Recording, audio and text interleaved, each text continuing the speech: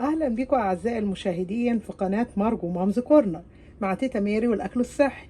النهارده حبايبي هنعمل فراخ مشويه بامانه احلى من اللي بناكلها في المطعم 100 مره، وفي منتهى البساطه. هنعملها ازاي؟ يلا بينا. بالشكل ده حبايبي، اول حاجه عندي فراخ، ممكن فرخه فرختين زي ما انت حابه يعني، مغسولين ومتصفيين من الميه بتاعتهم ومش محطوط عليهم اي شيء.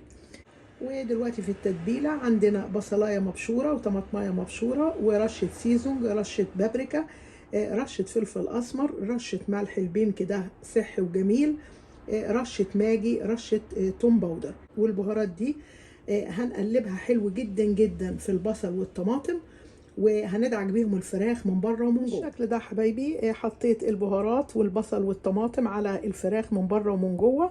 ودلوقتي مش هندخلهم التلاجة، انا هسيبهم على الكاونتر ساعتين 3. بالشكل ده حبايبي هنغطيهم وهنسيبهم حوالي ساعتين او 3 على الكاونتر كده، وبعدين نرجع نكمل مع بعض. دلوقتي حبايبي رجعنا للفراخ بتاعتنا. دلوقتي بقى انا عندي الحامل ده بتاع الشوي اهو، هو ده انا حطيت الفرخه فيه بالشكل دوت.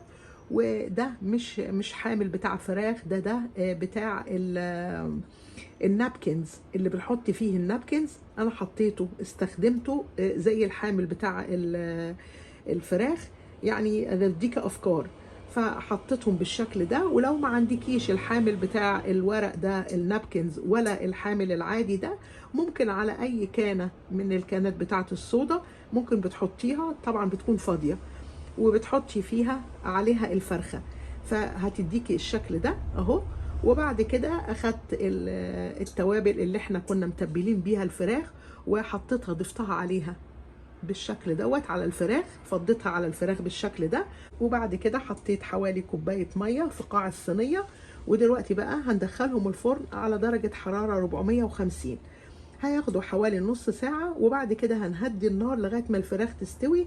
وبعد كده عشان تتحمر خليكي معايا، وهنعمل لها حاجة هنخليها زي البلحة الحمراء، هتبقى مستوية من جوه ومن بره حمراء ومقرمشة في منتهى الطعام. بالشكل ده يا حبايبي الفراخ قربت تستوي، فأنا عملت لها بقى إيه؟ عملت لها، خدت معلقة صلصة على معلقة زيت معلقة خل، ودهنت بيها الفراخ بالشكل ده.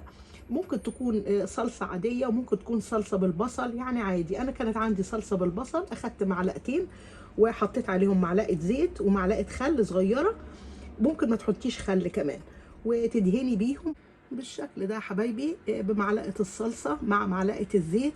ممكن تحطي معلقة خل أو لأ براحتك، وندهن بيها الفراخ بالشكل ده يا حبايبي من كل الجهات دهنتها.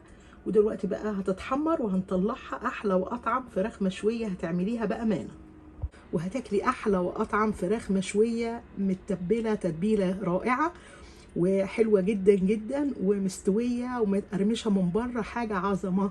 وبالشكل ده حبايبي نكون عملنا احلى واطعم فراخ مشويه طالعه بامانه خطيره في الجمال، واطعم فراخ مشويه. وبالف هنا، باي باي.